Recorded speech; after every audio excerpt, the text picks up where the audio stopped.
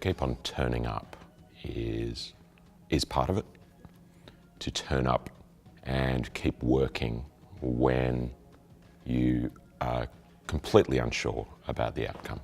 My sense of what it is to persevere, comes from seeing what other people have gone through and pushed through.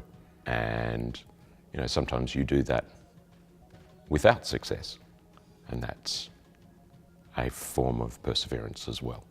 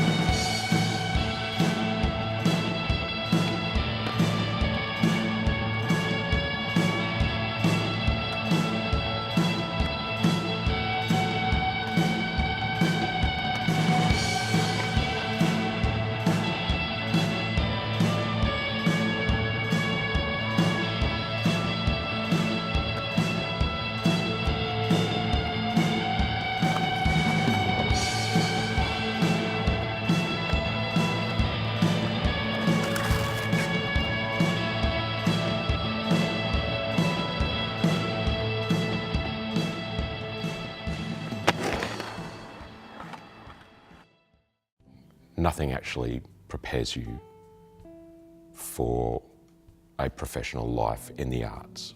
You can get some craft stuff though along the way, but nothing sort of qualifies you. You don't qualify to get into a writer's room.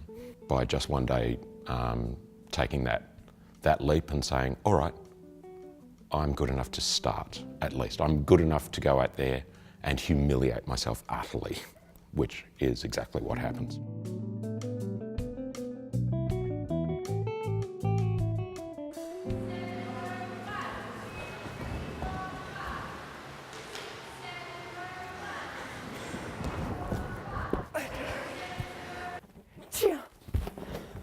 We are here at Evolve All Stars Cheer in Cranbourne West, and I'm here to become a cheerleader.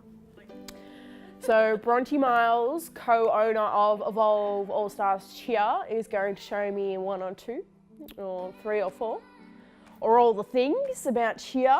So we've got high V's, low V's, herkies, toe touches, cartwheels, round-ups, back handspring, round-up, back handspring, back tuck, hit, pull, dance, motions, clap. Woo! So I know I won't be great overnight. After this one session won't be great, but I will be mediocre.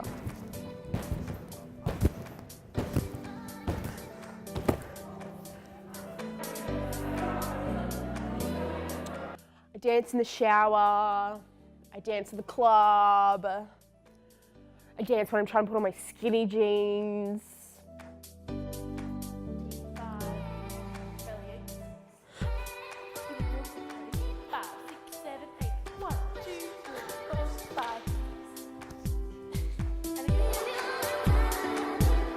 I can do flips. I can. I flip my mattress every few years. I flip pancakes on a Sunday morning. I flip people off on the road. 7, 8, 1. Like cheerleaders. We aren't all cheerleaders. Me.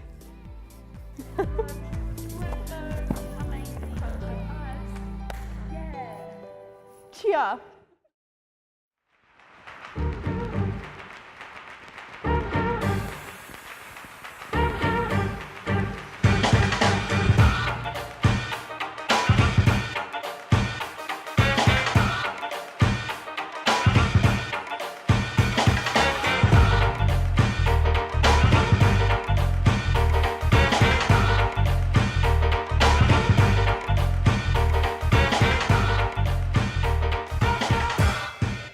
Everyone that I know in my family and extended family, and it's just called it clown school.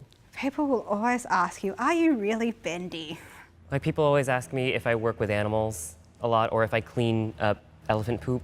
When I say circus, people automatically think I do juggling or clowning, and when I'm like, no, aerial circus, and they're like, what's that? And it's like, it's acrobatics, but it's up in the air. I think one of the things that drives me a little bit crazy is when people see you do something and they just think, oh yeah, of course you can do that, you're a circus performer.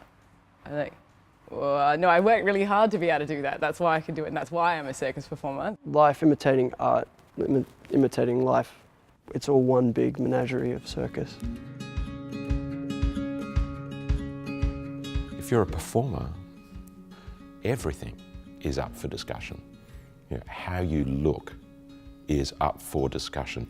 You have to be able to, place that most intimate thing, your own body.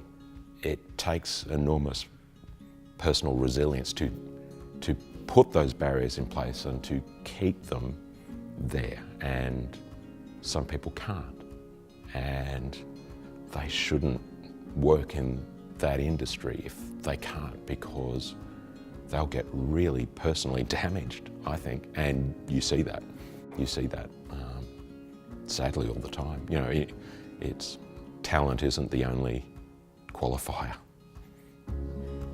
Always been quite an active person as a job. Circus means a lot to me because it really suits me. Everyone can do circus, certainly at a recreational level. There's a lot that goes into being a professional circus performer. A lot of it is having the right physique to start off with, but then the training that goes into it is just as or more important. 20 hours a week to work only, and then I keep 20 hours for myself for personal training. You can have the best handstand, but if you haven't performed, then you don't know how to relay that to an audience. You don't know how to relate to an audience and move an audience.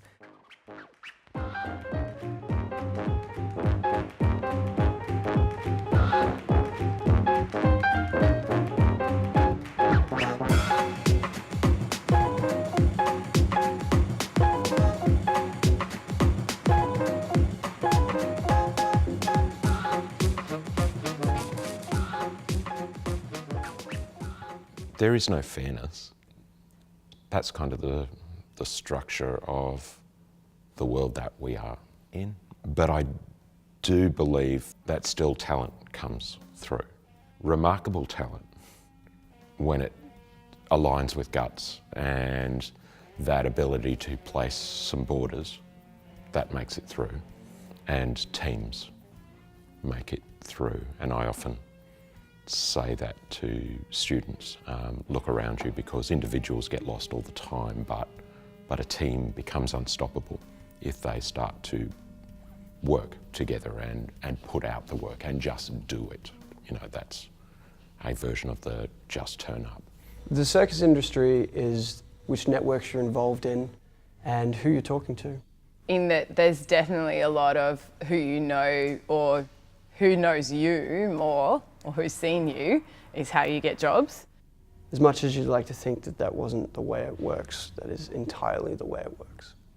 It's why people like me, who often take downtime to either teach or do my own thing, fall away from the loop, fall away from performance work. And it's in those moments where you think, oh, maybe I'll quit or do something different. But once you get back in the loop, or you get one phone call, it all changes, and then you're away again. Coming into it, I didn't think it'd be as hard as what it is. A lot of the time, something is made to look so simple and so pretty, but the effort to get into that is 10 times harder than what you would ever imagine.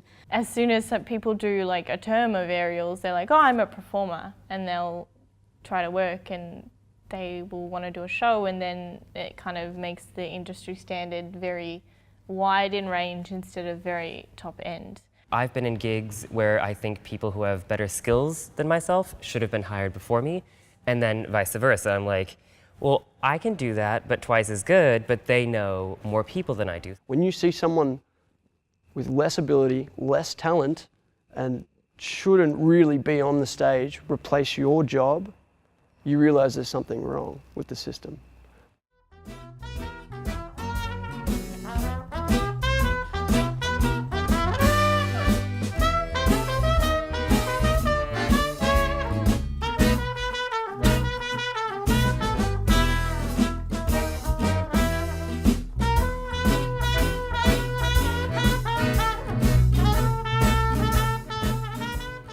Perseverance is obviously sticking with something till it's finished, but perseverance probably becomes more important when you're in a situation where it is actually challenging to stick with what you're doing, where it would be easier just to give up or change or do something different, whereas to persevere is to complete something and to stay with it until the end, in spite of the difficulties that you might come across.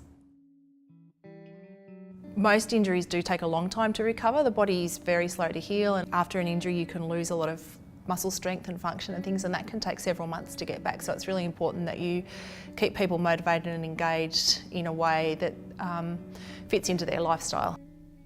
I think the most pressure is when there's a lot of money involved. So, for example, with a professional athlete, if they're not competing, they are not getting paid. So they basically have lost their job. So in that situation, when someone's livelihood at stake or when there's a really big prize at stake, so for example, if they're competing in an Olympics or a World Championships or something where they have a deadline that you can't shift, then you often have to compromise what you want to do. So I think it's really important to have an open conversation with that athlete or performer or whatever they are and say to them, you know, you want to achieve this and we want to help you get to that point. Let them know what the risks are of doing that. So if they're going to do something too soon, let them make the informed choice. The most difficult injury, is probably the best one to talk about, is my ankle injury that I sustained. It was misdiagnosed, which is a problem. I then re-broke the ankle, and then I did 197 shows with a broken ankle, and I ended up losing 70% of my dorsiflexion in my right foot. I lost the ability to perform at ground acrobatics, which was what I was known for. It's very hard to be told that you can't do something.